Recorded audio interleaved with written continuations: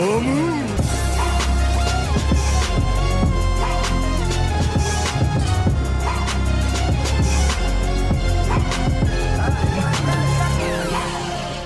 teman-teman kos-kosan, gimana kabar kalian? Baik-baik saja kan? Sebenarnya Abdikos sudah lama ingin mereview film ini, tapi karena kesibukan dan tempat tinggal Abdikos jauh dari bioskop, pada akhirnya Abdikos baru bisa menontonnya di detik-detik terakhir sebelum digusur film Godzilla vs Kong. Dan ya, Abdikos yakin teman-teman di sini sudah tahu tentang Jujutsu Kaisen karena memang itulah topik pembahasan utama di channel ini. Yap, Jujutsu Kaisen walaupun membahas perdukunan, tapi ini tetaplah seri shonen yang mana penekanan bukan pada ritual perdukunannya, melainkan pada genre actionnya. Jadi ya, sangat sedikit sekali ritual perdukunan yang benar-benar ditampakkan di Jujutsu Kaisen. Mungkin yang paling tampak adalah ritual Best Sukuna yang terinspirasi dari ritual serangga Kodoku. Yap, apa jadinya jika Jujutsu Kaisen bukan fokus ke action tapi fokus ke ritual perdukunannya? Maka film viral terbaru Korea yang berjudul Exhuma adalah jawabannya. Sampai video ini dibuat, film Exhuma telah memperoleh lebih dari 2 juta penonton di Indonesia, menjadikan film Exhuma sebagai film Korea terlaris sepanjang masa di Indonesia. Berikut review Abdikos soal film Exhuma, karena Abdikos di channel sedang fokus membahas Jujutsu Kaisen. Jadi jangan kaget kalau film ini akan Abdikos hubungkan dengan elemen perdukunan yang ada di Jujutsu Kaisen. Yuk langsung aja kita check it bro.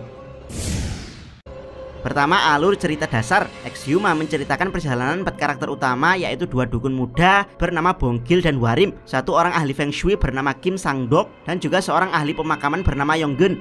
Yap, keempat orang ini mendapat tawaran pekerjaan dari keluarga Korea kaya raya yang tinggal di Amerika. Ceritanya, keluarga Korea ini sering dihantui oleh kakek buyut mereka secara turun-temurun, dari kakek, bapak, bahkan hingga ke bayi mereka yang baru lahir. Intinya hantu si kakek buyut ini ingin makamnya dipindahkan, tapi karena sudah lama tidak digubris, si kakek buyut terus menghantui anak, cucu, dan cicitnya hingga 3 turunan. Dan ya, akhirnya si bapak yang menjadi kepala keluarga kaya raya ini meminta 4 karakter utama yang Abdikos sebutkan sebelumnya untuk memulai ritual pemindahan makam. Yap, Exhuma itu kalau diterjemahkan adalah ritual pembongkaran makam. Dan ya, alur cerita dasarnya sesimpel itu. Ibarat Jujutsu Kaisen ini sama seperti misi para dukun untuk mensucikan roh kutukan pendendam yang terlahir karena permintaannya tidak digubris. Tapi ya, ketika diikuti ceritanya lebih lanjut, ternyata ada sesuatu yang lebih mengerikan dari sekedar mensucikan roh kutukan pendendam.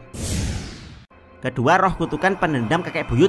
Oke, dari sini review Abdikos akan mengandung spoiler keras. Jadi bagi yang belum nonton, persiapkan diri kalian dengan spoiler. Tibalah 4 tokoh utama Exhuma untuk menggali makam kakek buyut keluarga kaya raya yang gentayangan. Dan ya, dari tempat makamnya saja sudah sangat aneh, yaitu berada di tempat terpencil, bahkan di pegunungan yang memisahkan wilayah Korea Utara dan Korea Selatan. Kim Sang-dok alias si bapak ahli Feng Shui baru pertama kali menemukan makam seaneh ini. Apalagi di sekitar makam tersebut terdapat banyak rubah yang menjadi pertanda buruk dari suatu makam. Karena memang rubah punya kebiasaan menggali apapun termasuk makam. Dan ya, setelah ritual pembongkaran dilakukan, peti mati si kakek akan segera dikremasi. Tapi karena hujan lebat, pembakaran baru bisa dilakukan esok hari. Karena dalam kepercayaan masyarakat Korea, jika kremasi dilakukan saat hujan, maka roh si kakek buyut akan kesulitan mencapai akhirat. Dan ya, saat mayat tersebut masih ada di rumah pemakaman, seseorang yang dipercaya si ahli pemakaman membongkar peti mati makam tersebut karena ada rumor kalau si kakek dulunya adalah keluarga bangsawan Korea yang dikubur bersama harta kekayaannya. Tapi ya, saat peti mati tersebut dibuka, roh si kakek kabur menjadi roh kutukan pendendam. Dia ingin menuntut balas pada semua keturunannya yang selama ini mengabaikan dirinya. Dari sinilah ada adegan perdukunan asli yang berusaha mensucikan roh kutukan pendendam si kakek. Tentu saja caranya bukan dengan teknik jujutsu, melainkan dengan ritual pemanggilan arwah si kakek dan mempercepat kremasi atas izin dari pihak keluarga. Yap, setelah dapat izin, mayat si kakek dan peti matinya dibakar. Jadi roh kutukan pendendam kakek pun juga ikut terbakar. Ketiga, roh kutukan samurai adalah sukunanya Exhuma. Yap, awalnya banyak yang mengira setelah roh kutukan pendendam kakek disucikan, masalah selesai sampai di sini. Tapi ternyata ada sesuatu yang lebih jahat dari roh kutukan pendendam si kakek tua. Dari sini kita kembali ke saat dimana makam kakek buyut digali. Saat itu salah satu penggali makam menemukan ular aneh yang punya kepala perempuan. Tanpa pinggir panjang, si penggali makam langsung membunuh ular tersebut lalu mengabaikannya. Tapi setibanya di rumah, dia sering sakit-sakitan dan terancam akan mati. Dan ya saat si bapak ahli Feng Shui menemuinya, dia memohon untuk dicarikan sosok ular aneh yang dia bunuh tersebut. Dan ya si bapak ahli Feng Shui menemukan ular tersebut telah mati. Tapi ada satu hal lagi yang dia temukan, yaitu sebuah makam tambahan yang dikubur secara vertikal. Dan ya si bapak ahli Feng Shui memanggil ketiga temannya untuk memindahkan makam tersebut. Namun karena sudah hampir malam, mereka berhenti untuk menginap di sebuah kuil yang ada di dekat makam terkutuk tersebut, di mana kuil tersebut juga mengajarkan Feng Shui. Jadi si penjaga makam memperbolehkan si bapak Feng Shui dan tiga temannya untuk menginap. Dan ketika malam hari, isi peti tersebut bangkit, yaitu roh kutukan dari seorang samurai Jepang yang pernah membantai puluhan ribu manusia. Yap, roh kutukan samurai ini beneran mengerikan layaknya Sukuna ketika baru pertama kali dibangkitkan di Shibuya. Bahkan feel kesulitan bernafas ala Nanako dan Mimiko di hadapan Sukuna ditunjukkan oleh dukun Hwarim saat roh kutukan samurai ada di hadapannya. Yap, diperlihatkan bagaimana seorang dukun ahli seperti Hwarim sekalipun tidak berdaya di hadapan roh kutukan samurai. Ini mirip seperti Jogo yang sangat powerful bersimpuh di hadapan Sukuna. Yang membuat roh kutukan samurai mirip sekali dengan Sukuna adalah dia membunuh tanpa pikir panjang. Dia membunuh penjaga kandang babi dengan memotong kepalanya, dan juga membuat sekarat dukun muda bongkil dengan menusuknya. Keempat, biksu Kitsune adalah Kenjaku. Yap, sama seperti Sukuna, sebenarnya roh kutukan samurai ini dulunya adalah seorang manusia, yaitu seorang jenderal perang Jepang yang ditugaskan untuk menginvasi Korea. Di mana ada teori yang mengatakan kalau jenderal ini adalah Jenderal Kuroshima Michifusa yang dikalahkan Admiral Yi Sun-shin di film Admiral 2014. Di mana setelah dikalahkan, seorang biksu Jepang bernama Murayama menjadikan jasad Jenderal Kuroshima sebagai objek kutukan untuk mengutuk Korea.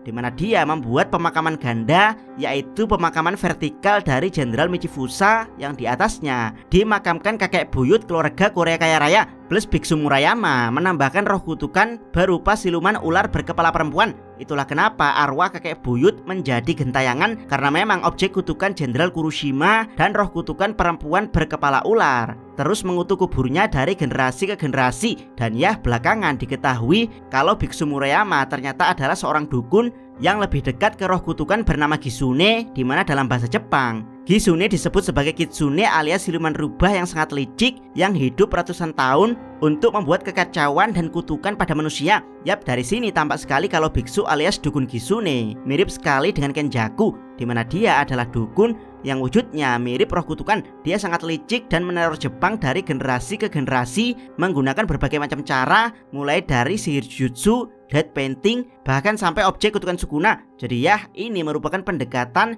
yang sangat kebetulan sekali. Kelima, barir bokai pemisah Korea. Di Jujutsu Kaisen kita mengenal Master Tengen sebagai masternya teknik barir, di mana dia punya dua teknik barir untuk membentengi Jepang. Pertama adalah barir jokai sebagai pasak, dan kedua adalah barir bokai sebagai pondasi. Di mana barir bokai ini ditancapkan Tengen di ujung pulau Honshu dan di ujung pulau Kyushu. Dan ya, meski bukan pemasang barir, tapi Kenjaku memanfaatkan barir Tengen tersebut untuk memindahkan orang-orang Jepang ke Nirwana, yaitu jika energi kutukan yang terkumpul di Cooling Game sudah cukup, barir ini akan bergerak untuk memindahkan orang-orang Jepang ke dunia baru yang disebut Nirwana. Yap, di film Exhuma juga ada barir yang sejenis, di mana biksu Kitsune memasang pondasi barir bokai yang disebut pasak besi punggung harimau. Yap, pasak besi inilah yang dipercayai masyarakat Korea sebagai kutukan yang memisahkan Korea Utara dan Korea Selatan hingga sekarang. Dan ya, jika kalian sudah menonton film Exhuma tapi masih bingung di mana pasak besinya, jawabannya adalah roh kutukan samurai itulah pasak besinya. Dia adalah pondasi barir bokai yang memisahkan Korea Utara dan Korea Selatan. Dan ya, setelah barir bokai ini dicabut, apakah kedua Korea akan bersatu? Teori jawabannya menurut Abdikos ada dua. Pertama, kemungkinan ia akan bersatu tapi butuh waktu. Dan kedua, masih ada pondasi barir bokai lain yang dipasang biksu Kitsune, yang kemungkinan barir tersebut ada di sisi Korea Utara. Jadi ya, penyatuan Korea menunggu sosok pahlawan dari Korea Utara yang mampu mencabut dan mengalahkan roh kutukan penjaga barir bokai di sisi Korea Utara. Jadi Abdikos harap ada film Exhuma 2 dari sisi Korea Utara dan diungkap lebih lanjut tentang sosok biksu Kitsune yang kemungkinan masih hidup sampai sekarang. Keenam, dari film perdukunan. Jadi film perang melawan penjajah. Yap, yang membuat film Exhuma ini masterpiece adalah tidak ada yang menduga akan ada plot twist dari genrenya, yaitu dari genre perdukunan tiba-tiba berubah menjadi genre perang melawan penjajahan. Banyak sekali hal-hal di film Exhuma yang terinspirasi dari perjuangan Korea melawan penjajahan Jepang termasuk tokoh-tokohnya. Yap, hal ini sama halnya dengan Jujutsu Kaisen yang juga punya banyak inspirasi dari sejarah dan mitologi Jepang. Bedanya Exhuma membuat pendekatan di inspirasi tersebut menjadi bagian utama cerita, sementara Jujutsu Kaisen hanya menyelipkannya sebagai inspirasi dan menekankan di actionnya. Jika ada waktu lebih lanjut akan Abdikos bahas betapa kerennya film Exhuma dalam mengambil inspirasi di perang melawan penjajahan. Jangan lupa subscribe channel Takos dan jangan lupa share video ini. Abdikos salam Mi.